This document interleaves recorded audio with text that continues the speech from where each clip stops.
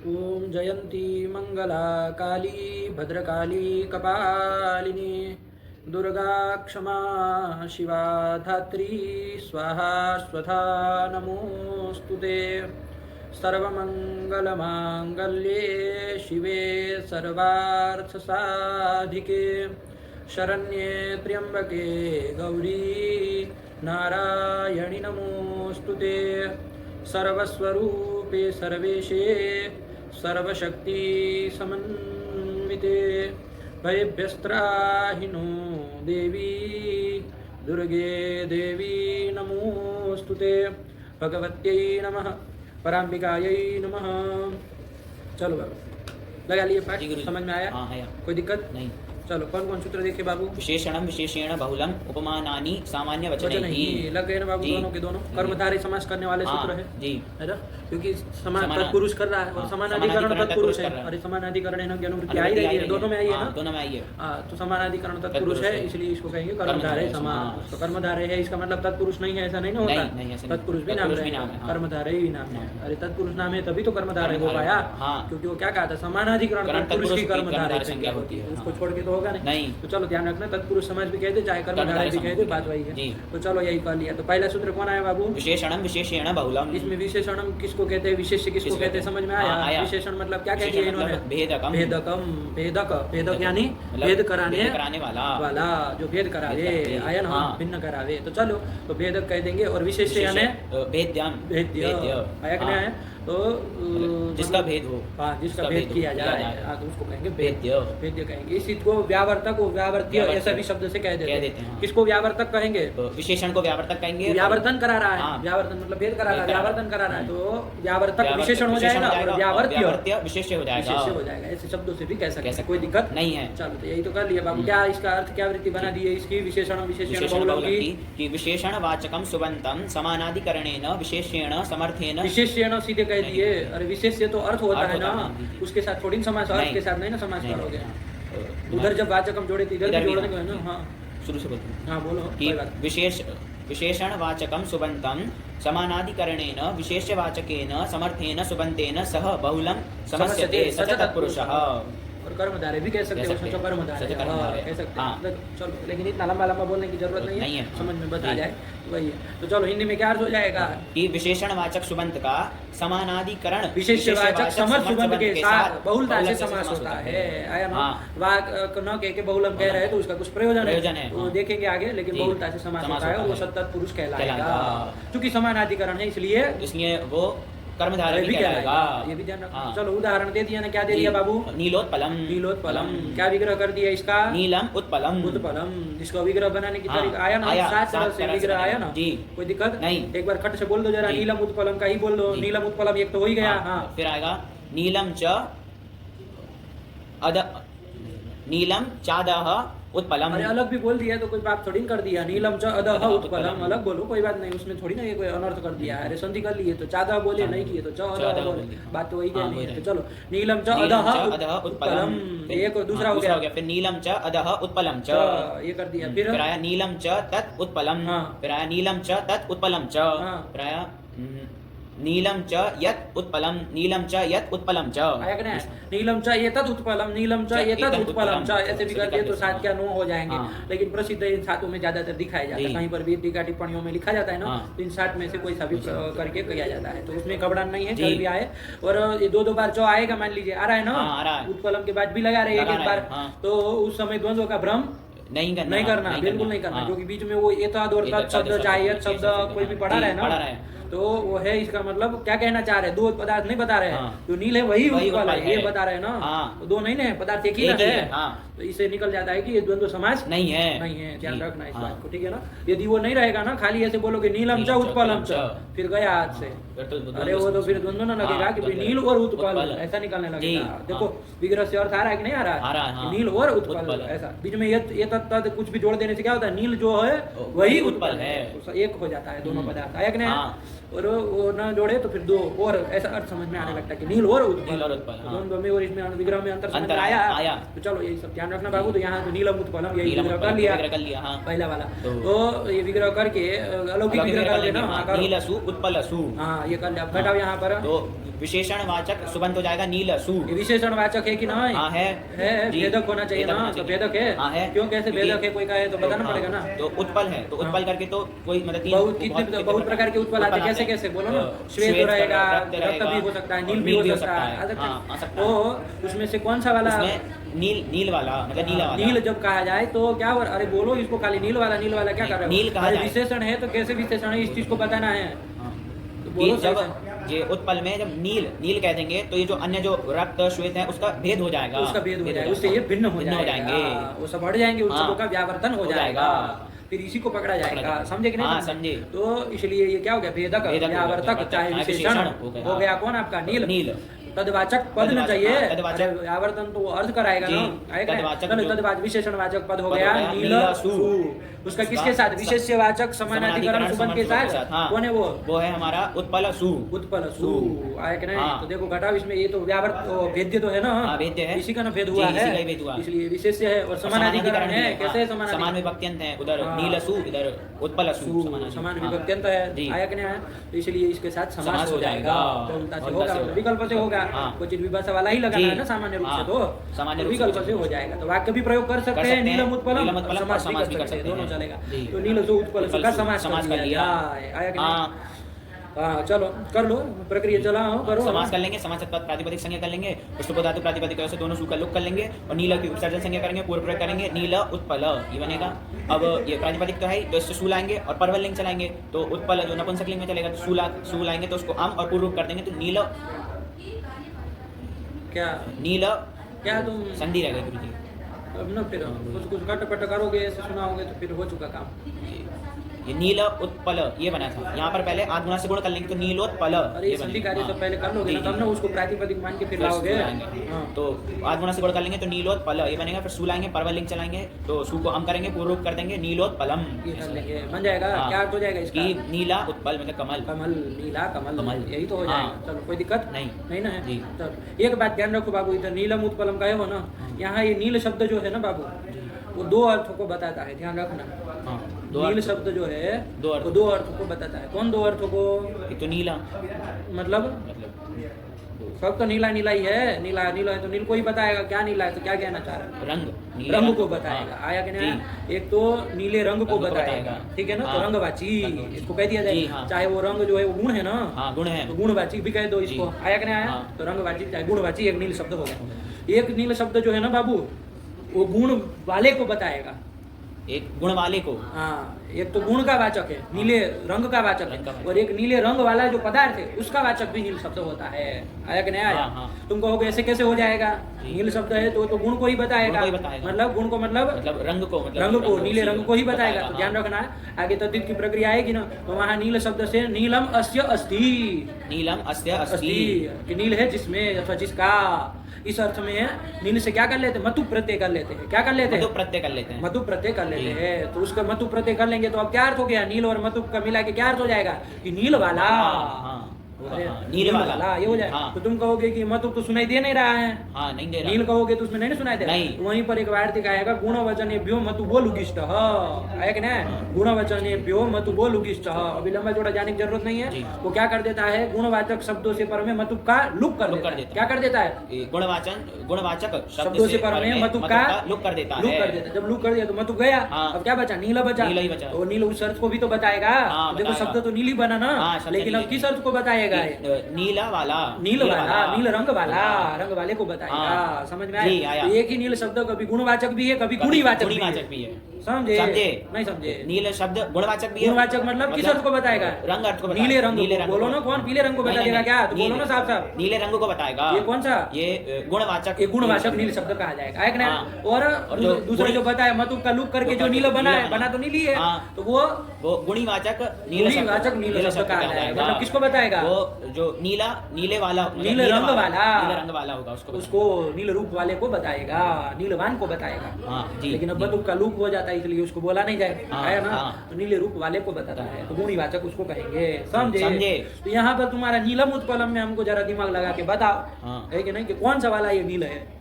गुणवाचक है माने कि नीले रंग को बता रहा है, कि गुणीवाचक है माने कि नील वाले को बता रहा है। किसको बता रहा है? तुम बताओ जरा। नीलम उत्पलम में नील शब्द कोई बात नहीं, घबराओ, जैसे तुमको लग रहा है बोलो। ये गुणीवाचक को बता हाँ, ध्यान रखना, तभी ना उसके साथ समानाधिकरण बनेगा।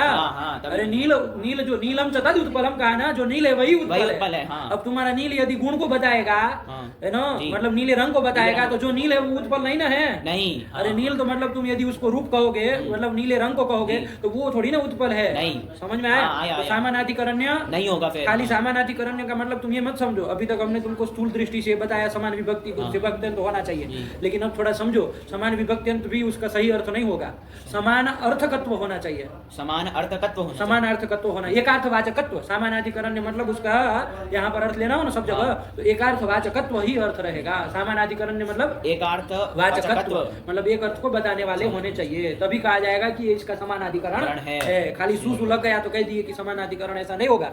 दोनों क्या होने चाहिए? एकार्थवाचक होना चाहिए, एक अर्थ को बताने वाले होने चाहिए। समझे? तभी ना समानाधिकरण बताएगा। तो ध्यान रखना, नीलम च तद उत्पलम में जो नीलम कहा है तुमने, उससे किसको बताया जा रहा है? वो किसका वाचक है? गुणवाचक की गुणीवाचक है। नील रूप वाले को बताने वाला नील शब्द है। आया ना? आया। नहीं समझे?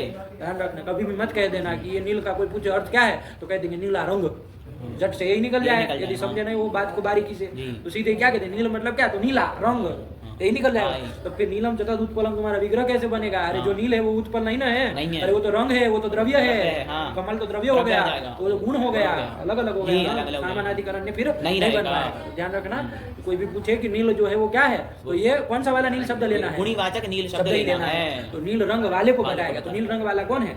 कमल है। तो वो दोनों एक हो गए, एक नहीं हो गए? जो नील रंग वाला है वही उत्पल है। आया? नहीं समझे? यही बात को समझना है, ठीक हुआ? यही समानाधिकरण तभी बनेगा, वरना नहीं ना बनेगा। खाली सुसु अभी तक तुम करते आ रहे, तो मोटी बुद्धि से तो बता दिए, तुमको समझा दिए कि भाई चलो ध्यान से देख लेना, एक विभक्ति हो तो समान विभक्ति तो हो तो समानाधिकरण हो गया। लेकिन समानाधिकरण तब होगा जब एकार्थवाचक होंगे, दोनों क्या होंगे? एकार्थवाचक होंगे, मतलब एक ही अर्थ को बताने वाला होगा, तभी होगा, वरना नहीं होगा।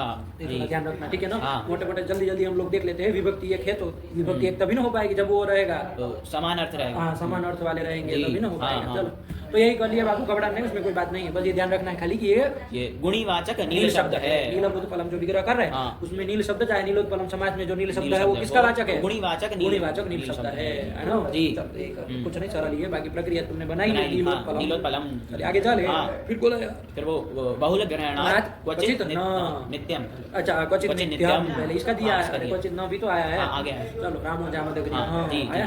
चलो, अभी तो क्या करना है कि बहुल ग्रहण करने से क्या? क्वचित नित्यम, मतलब कहीं कहीं सूत्र से समास नित्य होगा।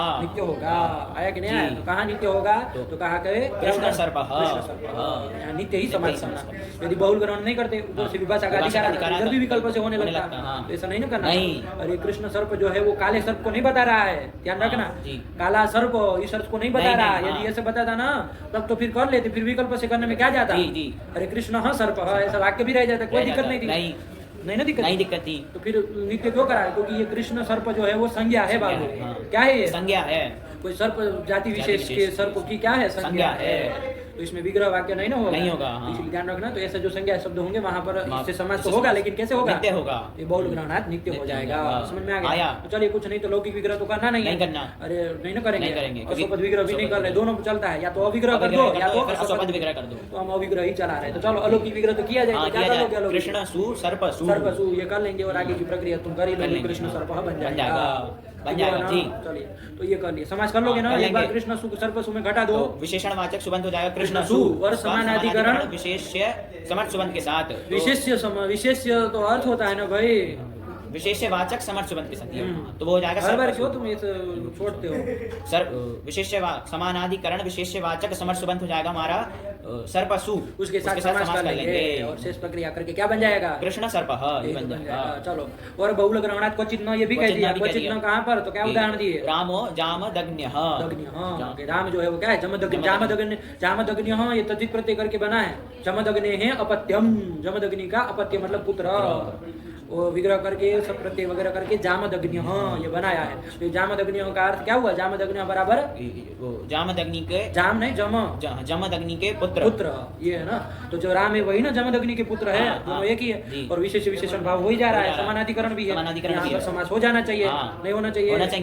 नहीं समझे, समझे? पूछो नहीं समझे, विशेषण मुड़ी हिला रहे हो खाली। विशेषण विशेषण बहुलम स्तुति समास होना चाहिए, हाँ। क्योंकि यहाँ पर विशेषण हो जाएगा जामदग्न्यः, ये हो जाएगा, हाँ, हो है ना, जाएगा। तो उसका राम ये विशेष्य विशेष है। और समानाधिकरण है, हाँ है है ना, जी, समान है। कैसे समानाधिकरण, क्योंकि तो खाली सुसु नहीं ना देखोगे, नहीं, वो एकार्थवाचकत्व ये देखो, समानाधिकरण्य, ध्यान रखना, जी।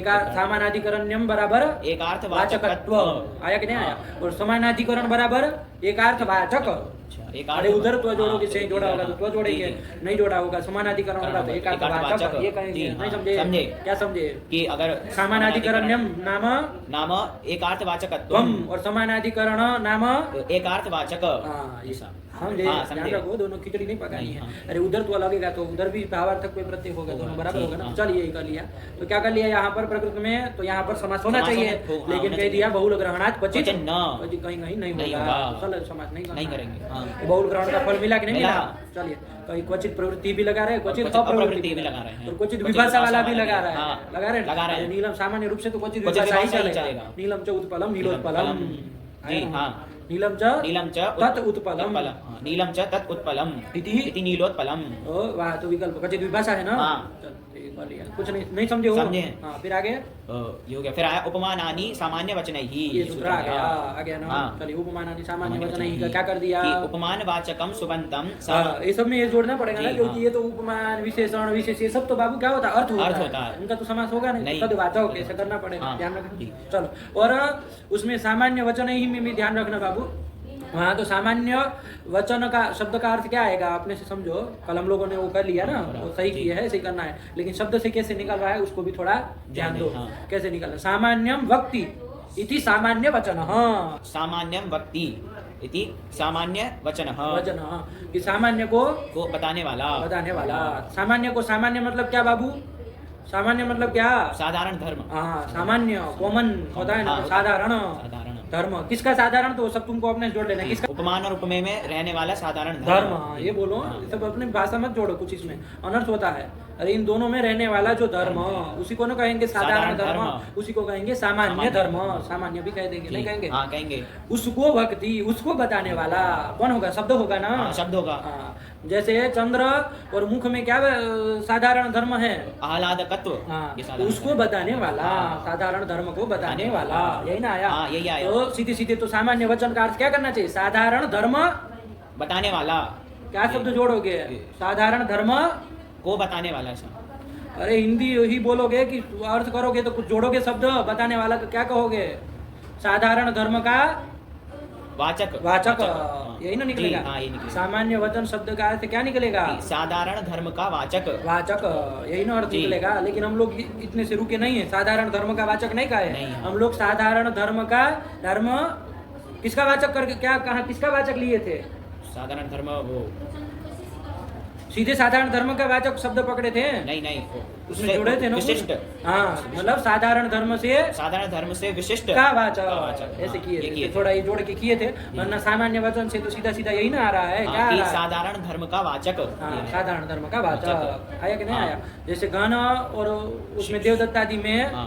जो साधारण धर्म जो है उपमान उपमेय में साधारण धर्म क्या है वहाँ पर, श्यामत्व, हाँ, ये तो है। सीधा उसका वाचक न कह के हम लोगों ने क्या कर दिया, कि वो उससे विशिष्ट विशिष्ट, जो है, मतलब श्यामत्व विशिष्ट कौन, श्याम, उसका वाचक, वाचक। सुबंध जो होगा उसके साथ उसके साथ समास होगा, ये ना जी, कहा, हाँ, एक सामान्य वचन का सीधे सीधा अर्थ देखेंगे तो यही आएगा कि साधारण धर्म का वाचक, हाँ, अरे सामान्यम भक्ति इति सामान्य वचन, हाँ, यही ना विग्रह हाँ, होगा, यही होगा, सामान्यम भक्ति इति सामान्य वचन, हाँ, ये क्या हिंदी क्या होगा इसका, सामान्य को सामान्य को बताने वाला, मतलब साधारण धर्म को को बताने बताने वाला, वाला। साधारण धर्म वाचक, वाचक। यही ना निकला, यही निकला। लेकिन हमने क्योंकि साधारण धर्म होगा श्यामत्व, श्यामत्व होगा, उसका वाचक सीधे न बोल के हम लोगों ने क्या कर दिया, साधारण धर्म विशिष्ट जो है श्याम, उसका वाचक, उसका वाचक, हाँ। ऐसे लिया ना, जी, ऐसे लिया। नहीं समझे, समझे। एक और लिया है, तो ऐसे सुबंध के साथ समास हो जाएगा, क्या, उपमान वाचकम सुबंतम समानाधिकरणैः हम्म, सामान्य वचनैः समर्थैः सुबन्तैः सह वा समस्यते सच तत्पुरुषः, हाँ, ये सामान्य वचन ही को ऐसे ही कैसा लच्छा रख दिया जिससे कि समझ में ही नहीं आए, ऐसे ही वृत्ति बनाओगे, उपमान वाचकम सुबंतम समानाधिकरणैः साधारण धर्म वाचकैः साधारण धर्म वाचक ही, साधारण धर्म विशिष्ट वाचकैः साधारण धर्म विशिष्ट वाचकैः समर्थैः सुबन्तैः सह वा समस्यते सच तत्पुरुषः, क्या समझे इसका मतलब हिंदी में बताओ, कि उपमान वाचक सुबंत का उपमानवाचक सुबंत का समानाधिकरण साधारण धर्म विशिष्ट वाचक समर्थ सुबंत के साथ विकल्प से समास होता है। वो समास तत्पुरुष समास होता है। उदाहरण को क्या उदाहरण दिया? उदाहरण दिया घन इव श्याम। क्या मतलब इसका? घन की तरह श्याम, बादल की तरह काला, मेघ की तरह श्याम आया ना काला। चलो तो यही कर लिया। अब अलौकिक विग्रह क्या करोगे इधर? घन सु श्याम सु, यही ना करोगे? यहाँ पर बताओ जरा। तो यहाँ पर उपमान वाचक सुबंत हो जाएगा हमारा घन सु, क्योंकि उसकी उपमा दी जा रही तो वो उपमान है। आया कि नहीं? हाँ, उपमान तो कौन हो जाएगा? उपमान हो जाएगा मेघ। उपमेय कौन हो जाएगा? कृष्ण। और दोनों के बीच साधारण, दोनों में रहने वाला, बीच कहाँ लगा देना? दोनों में रहने वाला साधारण धर्म होगा श्यामत्व। श्यामत्व ये हो जाएगा। बस इतना पद पदार्थ पता होना चाहिए ना। अब फटाक से घटाओ कि उपमान वाचक सुबंत कौन होगा? घन सु। घन सु, उसका साधारण धर्म विशिष्ट वाचक शब्द के साथ करना है ना। तो साधारण धर्म तो क्या हुआ है? धर्म होता श्यामत्व। उससे विशिष्ट क्या होगा?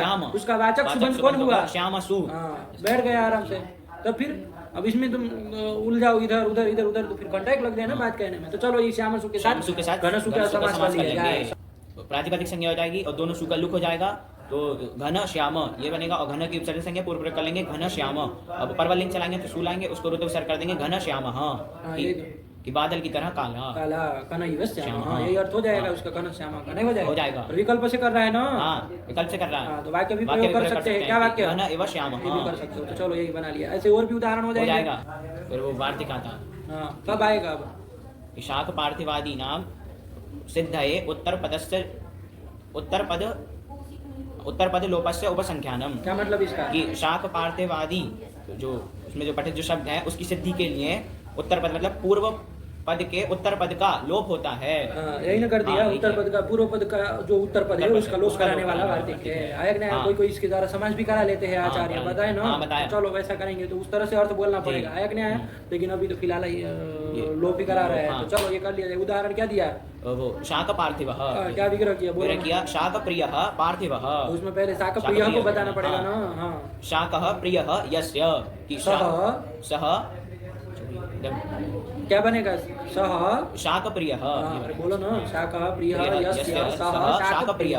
शाक है प्रिय जिसको, पुरुष को क्या कहेंगे? शाक प्रिय कर देंगे। चलो कौन समास कर लिया? बहुव्रीहि समास कर लिया। आ रहा है ना, कोई दिक्कत नहीं। तो चलो शाक प्रिय बन गया। अब उसकी प्रक्रिया बोलने की जरूरत नहीं है। अब यहाँ करो शाक। अब इस शाक प्रिय जो बन गया इसका किसके साथ समास किया? पार्थिव के साथ समास किया जाए। क्या करोगे? विग्रह बोलो। तो शाक प्रिय पार्थिव। पार्थिव। अरे कुछ चासो वगैरह जोड़ के भी तो बोलो कि सब खाली वही जो लिखे वही बोलोगे। शाक प्रिय चासौ पार्थिव। पार्थिव मतलब क्या हो जाएगा? शाक प्रिय है जिसको ऐसा, पार्थिव मतलब राजा। शाक प्रिय जो है वही पार्थिव है। अरे अब थोड़ी बहुव्रीहि का अर्थ करना, वो तो शाक प्रिय बना लिए ना।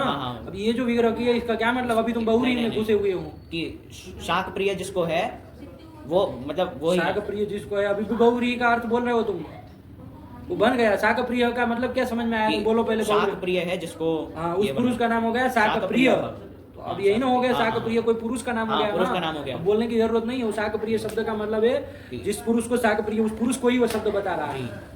अब उसका अर्थ बार बार गौरी का मत बोलो, क्योंकि अब यहाँ विग्रह जो हम कर रहे हैं शाक प्रिय चासौ पार्थिव ये कर रहे हैं ना। तो अभी ये जो विग्रह कर रहे हैं इसका क्या अर्थ हुआ? बोलो। जो शाक प्रिय है वही पार्थिव है। पार्थिव है। आया ना? अरे जो शाक प्रिय है वही पार्थिव है।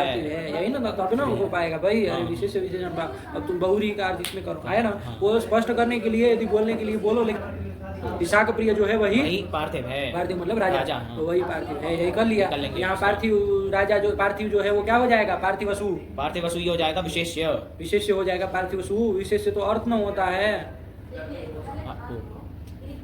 विशेष्यवाचक हो जाएगा। ये पार्थिवसु ये है विशेष्यवाचक। पार्थिवसु हो गया विशेष्यवाचक। तो उसका विशेषण वाचक ले लिया ना, इधर से करना चाहिए ना। तो उसका विशेषण वाचक के साथ शाक प्रिय सु इसके साथ समास होगा। तो समास कर लेंगे। क्रम से बोलो, नहीं। शाक प्रिय चासौ पार्थिव। तो अलौकिक विग्रह होगा शाक प्रिय सु पार्थिव सु। यहाँ पर विशेषण वाचक सुबंत हो जाएगा शाक प्रिय सु। उसका समानाधिकरण विशेष्यवाचक समर्थ सुबंत के साथ हो जाएगा पार्थिव सु। उसके साथ विकल्प से समानाधिकरण हो रहा है कि नहीं हो रहा है? कैसे? दोनों एक ही ना आपको बता रहे जो हैं, शाक प्रिय है वही पार्थिव है। तभी हो पाएगा। हाँ। खाली सुसु देख के समानाधिकरण हो चुका हाँ। है ना, अभी तक चला लिए ऐसे सामान्य रूप से बोला, लेकिन अब ध्यान रखो हाँ। दोनों एक ही पदार्थ एक ही हो गए, पदार्थ। एकार्थवाचकत्व ही सामानाधिकरण में है। तो चलो कोई नहीं, यहाँ पर कर लिया, यहाँ पर समास कर लिया जाए, समास प्रातिपदिक संज्ञा कर लेंगे और दोनों सुका लोप कर लेंगे। तो क्या बनेगी स्थिति? शाक प्रिय पार्थिव। इसमें शाक प्रिय की शाक प्रिय की उपसर्जन संज्ञा पूर्व प्रयोग कर लेंगे।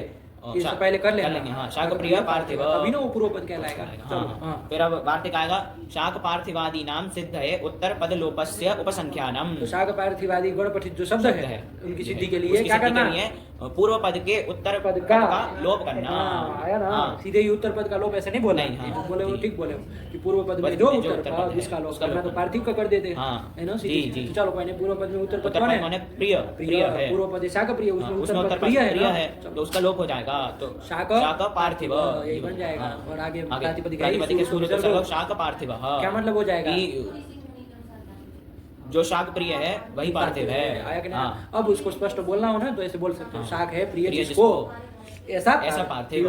इसमें बहुरी का भी अर्थ लेकर के लेकर, चले, हाँ। नहीं चले? जी। आया कि नहीं? हाँ। तो आना चाहिए, पहले समझ लेना बात को अच्छे से, तब ना फिर कैसे भी बोले तो फिर चलता है कि नहीं? जी। वरना फिर जैसा शब्द है वैसे ही बोलना चाहिए। चलो ये कर लिया। फिर दूसरा उदाहरण भी दिया है। हाँ। क्या दिया है? देव ब्राह्मण। हाँ, ये कर दिया। इसका विग्रह क्या किए विग्रह किया है, देव पूजको ब्राह्मण। हाँ। ब्राह्मण। हाँ, कर लेंगे हाँ। ना, चलो करो।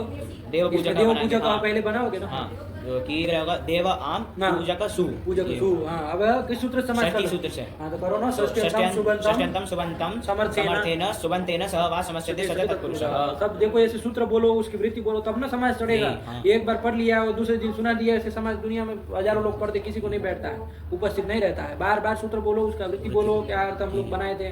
उस अकेले में बैठ के लगाने में आलस्य होता है, प्रमाद होता है कि अरे इतना लंबा लंबा क्या बोलेंगे, पता तो है षष्ठी तत्पुरुष समास होता है, इसमें क्या लंबा करना। ऐसे नहीं चढ़ेगा, फिर जब जरूरत पड़ेगी ना तब नहीं निकलेगा मुंह से। फिर आलस्य करोगे तो जब काम पड़ेगा अचानक तब नहीं बोल पाओगे। जब बोले होंगे ना अभ्यास करते समय, मन मना भी कर रहा है तब भी बोलो, कोई बात नहीं, कहाँ भाग के जाना, पढ़ ही तो रहे हैं। कोई दूसरा तो कोई इधर क्या काम है फिर, पढ़ाई लिखाई के अतिरिक्त है? वही तो मुख्य काम है। उसमें यदि समय मन न लगे तो फिर उस मन का क्या काम है कि नहीं? तो चलो, तो इसके द्वारा क्या कर लिया? समास कर लिया। समास प्रातिपदिक संज्ञा कर लेंगे और आम और सु का लुक कर लेंगे, और ये देव की उपसर्जन संज्ञा पूर्व कर लेंगे, देव पूजक ये बनेगा। और शुरू से विसर्ग करके देव पूजक ये बनेगा। ये षष्ठी तत्पुरुष समास किया। अब इसका किसका? ब्राह्मण के साथ करना। करो देव पूजक चासौ ब्राह्मण। हाँ, आना चाहिए ना भाई, सब बोलना है, खाली यूनिट लिखा वही आएगा। तो देव पूजक चासौ ब्राह्मण, क्या हो जाएगा इसका? देव, जो देव पूजक है वही ब्राह्मण है। यही ना निकला? यही निकला। वही तो। और यदि साफ करके बोले तो ऐसा भी बोला जाए तो गलत नहीं होगा, देवताओं का पूजक ब्राह्मण। जी हाँ। लेकिन वो फिर उसमें षष्ठी तत्पुरुष का अर्थ ये सब करके तब बोला जा रहा है, ये भी विवेक होना चाहिए। आया कि नहीं? वरना यदि खाली ये जो विग्रह किए उसी के अनुसार अर्थ बोलना है तो देव पूजक ब्राह्मण, यही अर्थ निकलेगा ना? हाँ, यही निकलेगा। चलो, तो यही कर लिया। चलो कोई नहीं, तो यहाँ समास कर लिया जाए। किस सूत्र से समास करोगे? विशेषण विशेषण बहुला उसी से न करोगे। वो शाकप्रिया में भी उसी से न किए थे, ध्यान रखना। आया ना? विशेषण। चलो समास कर लिया। प्रातिपदिक संज्ञा हो जाएगी, सुख कर लेंगे। देव पूजक की उपसर्जन संज्ञा पूर्व कर लेंगे, देव पूजक ब्राह्मण, ये बन जाएगा। इसमें फिर ये वार्तिक आ जाएगा, शाक पार्थिवादी नाम सिद्ध है उत्तर पद लोपस्य संख्यानम। क्या मतलब? बोलो। शाक पार्थिवादी गण में पठित शब्दों की सिद्धि के लिए पूर्व पद के उत्तर पद का लोप होता है। कौन है पूर्व पद? यहाँ पूर्व पद है यहाँ पर हमारा देव पूजक। उत्तर पद कौन है? उत्तर पद है पूजक, उसका लोप कर देंगे। तो क्या कर लेंगे? तो देव ब्राह्मण ये बनेगा। फिर उससे मतलब प्रातिपदिक संज्ञा ही सु लाएंगे, रूप विसर्ग कर देंगे, देव ब्राह्मण। हाँ, क्या अर्थ होगा इसका? कि देवों की पूजा करने वाला।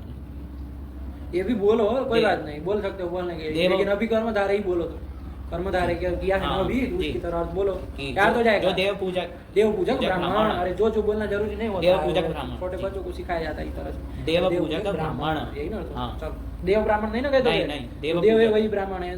देव पूजक ब्राह्मण, ये हो जाएगा। चलो, मध्यम पद लोपी समास इसको कहते हैं। क्या कहते हैं? मध्यम पद लोपी समास, क्योंकि मध्यम पद का लोप हुआ है। चलो, ये भी कह देते हैं। और कर्मधारय भी कहीं लिख दे तो कोई गलत नहीं है। विशेषण उसी से न हुआ है, विशेषणम से ही हुआ है, तो कर्मधारय समास ही है। लेकिन मध्यम पद का लोप हुआ है तो मध्यम पद लोपी समास, ये सभी कह देते हैं। गण देखे, शाक पार्थिवादी गण देखा, कौन शब्द है उसमें? गुरुजी मतलब 3 शब्द थे, फिर उसके बाद तीसरा 2 कौन थे? 2 थे। 3 कौन थे? पहले तो यही था कि शाक पार्थिव, ये था। फिर उसके बाद कर नहीं, ये देव ब्राह्मण नहीं है? नहीं, ये नहीं है। अच्छा, फिर 2 और कौन थे?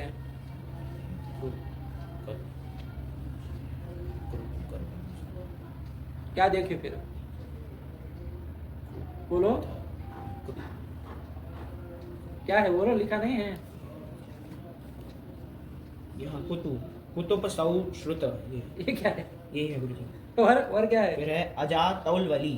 अच्छा, ये सब किए तो ये सब मध्यम पद लोपी हो जाएंगे, है ना? हाँ। चलो, तो ये सब है। और आकृति गण बनाया है, हाँ। और भी बन जाएगा। तो देव ब्राह्मण हाँ, आकृति गण करके ही आ जाएगा, हाँ। आ जाएगा ना? जी। ऐसे ही पर्णशाला मान लीजिए बनाना हो, क्या? पर्णशाला। पर्णशाला हमने कहते पर्णशाला है ना? हाँ। तो पर्णशाला है मतलब क्या है? तो पर्णेन निर्मिता इति पर्ण निर्मिता, क्या करोगे? पर्णेन निर्मिता इति पर्ण निर्मिता। पर्णों के द्वारा निर्मित, तो कौन समास कर रहा है? ये तो ये तृतीय तत्पुरुष समास कर रहे हैं। कर्तृ कर्णिकर्ता बहुलम से हो जाएगा, जी, हाँ, हो जाएगा। पर्ण निर्मिता बन गया। और पर्ण निर्मिता चासौ शाला, कि पर्ण निर्मिता जो है वही शाला है, पर्ण के द्वारा निर्मित शाला। शाला मतलब घर, हाँ। तो ऐसी घर के जो पर्णों से निर्मित है। है। आया, तो पर्ण निर्मिता और शाला का क्या कर दिया जाए? यहाँ पर ये विशेषण विशेषण बहुलम से कर्मधारय समास कर लिया जाए, तो कर्मधारय समास कर लिया, तो पर्ण निर्मिता शाला, ये रहा ना? ये रहा, हाँ। यहाँ पर अब ये नहीं लग जाएगा, ये वार्तिक लग जाएगा। तो क्या कर देगा? पूर्व पद में जो उत्तर पद कौन है? निर्मिता, उसका क्या कर देगा? लोप कर देगा। तो पर्ण पर्णशाला बन जाएगा। हाँ। और शाला की तरह लिंग चला लो, चलाएंगे तो सूल आएंगे, उसका हल्दी आदि लोप हो जाएगा, पर्णशाला। पर्णशाला। देखिए, तो पर्णशाला है, हमारी पर्णशाला है, हमारी पर्णकुटी है। पर्णकुटी, हाँ। तो पर्णों के द्वारा निर्मित कुटी। निर्मित कहाँ गया? तो उसका लोप लोप हो गया, गया, हाँ। मध्यम पद लोपी समास। मध्यम पद लोपी समास। ऐसे कई सारे बनेंगे, एक दो की बात नहीं, बन गया। हाँ, बना। चलो, तो ये कर लिया। और मुख संहिता वगैरह भी तो बनाए थे, हाँ, हम लोग। बनाए थे। किए ना? हाँ, किए। तो आकृति गण होने के कारण ही हो पाएगा जी, ना। यदि हाँ। आकृति गण नहीं हो तो फिर वो तब तीन में ही नहीं। लगे। हाँ। तो चलो, तो हो जाएगा यही मध्यम पद लोपी समास। चलो, फिर फिर सूत्र है नहीं।